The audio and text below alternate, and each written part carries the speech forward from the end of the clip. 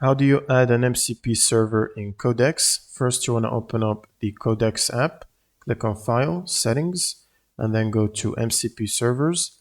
Click on Add, and then choose the type between Studio and Streamable HTTP.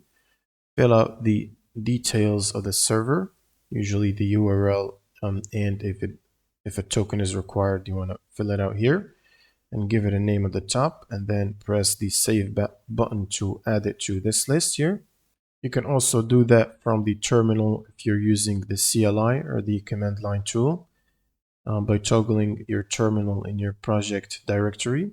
Right click and run the command in your terminal, which is codex space MCP space add space the server name here, replace it, space dash dash URL, and then space and the server URL, and then just run, press enter to run the command.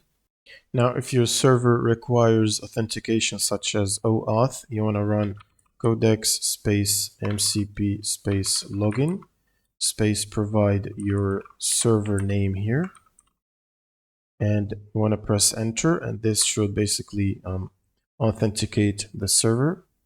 And to check if your server is added, you can run codex MCP space list, and this should list all the MCP servers. That's pretty much it for this video. If you have any questions, leave them in the comments below.